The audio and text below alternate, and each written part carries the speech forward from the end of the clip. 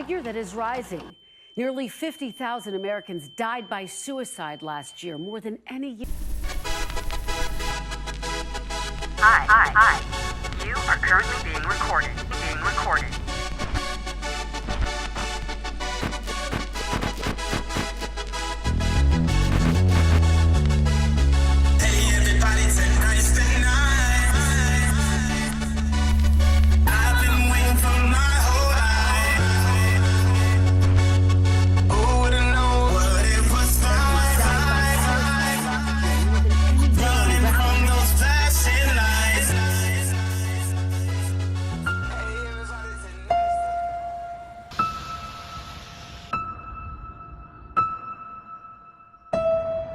You're going to work. No one's going to appreciate it. Now you're old and your life's over. That is the matrix for 99% of men. And you need to find a way to escape it.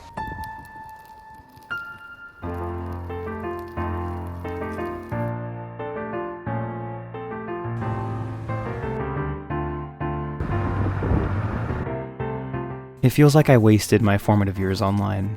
And trust me, when I say that, I mean that in the least cliche video that's about male loneliness that kinda has incel undertones way possible. I'm sure that some of this will be relatable, considering how chronically online my beautiful community is, but Ohio Stigma City Toilet will be our greatest super weapon against the West. For those of you that have lives, assuming that you exist, just bear with me for a minute, and before you know it, I'll get back to name dropping people for views and making content slop, alright? In war, yes! North Koreans. Oh, Jesus Christ. Okay, this video is awesome. With that in mind, I'm gonna make an effort to set aside the YouTube content creator brain rot just for a minute so that way I can talk about the effects of having unrestricted internet access at a young age. It's embarrassing, but nearly all of my social interaction comes entirely from the internet, and I am not exaggerating when I say that. Most of my friends live on different continents or they're thousands of miles away. But despite that, these are the people that I grew up with. Wait, hold on. Okay. Can you just Please don't tell me you're Florida. justify your actions? Why? For a lot of us, this is just normal now. But how often do we actually sit down and kind of recognize how weird and disconnected this is? My idea and how I conceptualized what it meant to be in a relationship with another human being came first from the internet before it did real life. I genuinely struggle to have meaningful conversations with a lot of important people in my life, but if I wanted to, I'm pretty confident that I could talk to you, a stranger also on the internet who happens to occupy the same niche sphere as me, for hours about the most obscure content creator or streamer drama. I remember where I was physically when iDubbbz dropped the content cop on Leafy. Those are my core memories, and at least a quarter of my brain is exclusively filled with extremely niche YouTuber or streamer lore that literally no one should ever care about if we're being honest. I genuinely feel so scatterbrained and disconnected so often when I'm talking to real people. I sometimes have a 1,000-yard stare because my psyche has been absolutely destroyed and rebuilt in the image of internet culture and what it means to be a male human being according to internet culture and everything that I've consumed online. I think that a lot of this about being scatterbrained and a little disconnected from reality is a side effect of the insane amount of information overload that we experience on the day-to-day now. Wikipedia might actually end up being more dangerous for autists than doing literal crack cocaine.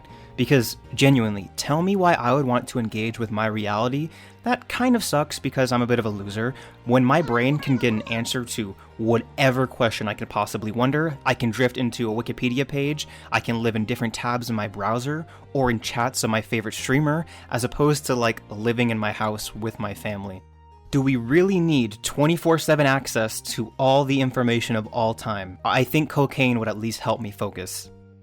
People used to have to live in their local community, and that's where they made their relationships and their connections. Until today, really, when our ideas of reality itself are being completely reshaped by a digital world. If we take a look at Gen Z in particular, we are the first generation to be dumped into this virtual world. We were not alive in a time before the internet. Now, the older members of our generation can vaguely remember a world before the internet consumed our daily lives, but it's over the course of our childhood and now rapidly advancing young adulthood that everything has changed and is changing right now. It's our generation whose soft, curious little brains were first given internet access from spawn, and we are living with the effects of that. Historians will look back and they will correctly identify us as the guinea pigs who were exposed to a digital Pandora's box. I once told a friend of mine in offhand conversation that he wasn't a citizen of his country, but that he was a citizen of the internet. And that stuck with me because of how accurately it felt like it applied. It didn't matter where either of us lived, we both spent most of our time browsing the same forums, Discord servers, games, watching the same YouTube videos. We shared a similar space on the internet growing up. Our humor was the same, our political ideas were the enlightened, correct ones, and oftentimes, I was much more connected to that shared online experience than I was to the world around me, which kinda fucking sucks. The reason I even met that friend, which later turned into a group of online friends who have now known each other for years, and later into this YouTube channel, was because of a Hearts of Iron 4 multiplayer game. Here you go. This is literally a picture of when my life changed.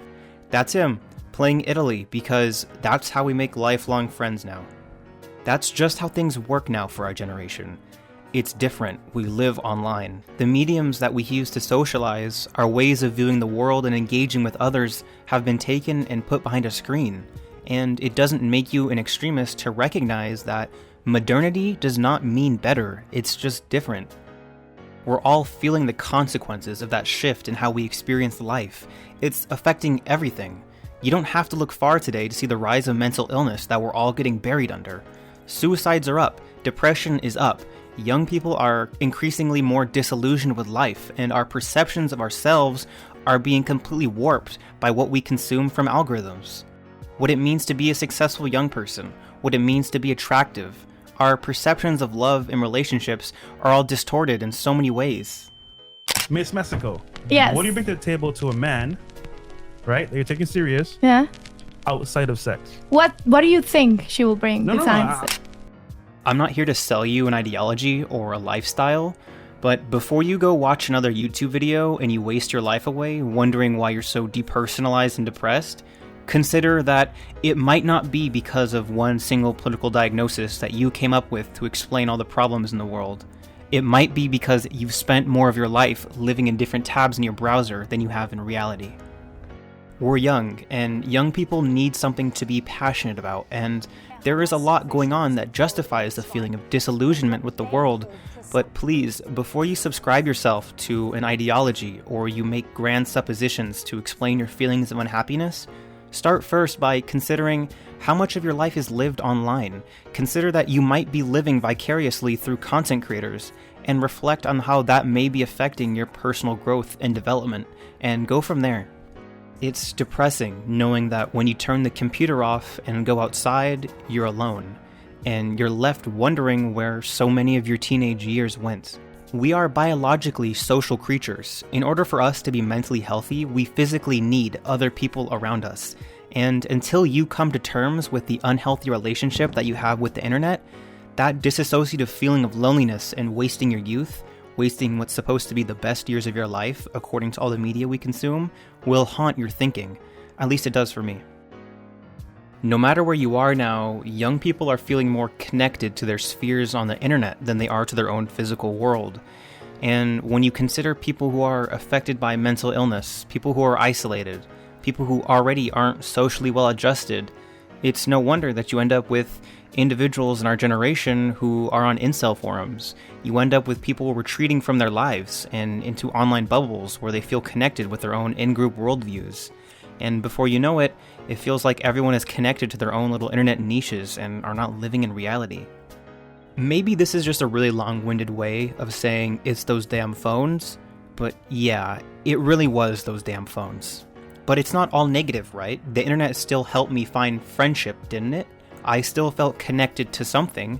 Our concepts of life might have been warped by all the shit consumed in our timelines, but at least this new level of interconnectedness had brought me to meet people who I never would have met. My online friends know a lot about me, and those are still connections that I hold dear to my heart. The title of this video isn't just "I hate being a Zoomer" for a reason. Is the potential of the internet not at the same time awe-inspiring for what it could allow for the future? The internet itself isn't evil, so is it justified to blame technology for everything? I don't advocate for going Ann Prim, Ted Kaczynski, Return to Monkey on that shit, because as much as the internet has negatively affected our lives, it has the potential to change the course of our future as humans for the better. When we remember our time right now, we'll see both, yeah, the unintended consequences of the internet, but we're also going to see how much potential and opportunity it gave us. We'd be lying if we said we hated the internet. It's formed such a large part of our lives. How could we hate it? Maybe we're just the ones who have to go through the growing pains of adjusting to this new technology. We're going to see the world continue to change in unrecognizable ways. And I'm not here saying it's over and that we're going to end up going down the cyberpunk timeline, but you should, at least, if literally nothing else, try to appreciate the significance of the period that you live in. If you're young, don't give me that shit about how you missed out on living in some riveting historical period, because right now, this is literally a turning point in our history. And regardless if we're fucked or not, at least we get a front row seat to it all. So let's try to enjoy the show and join my Discord.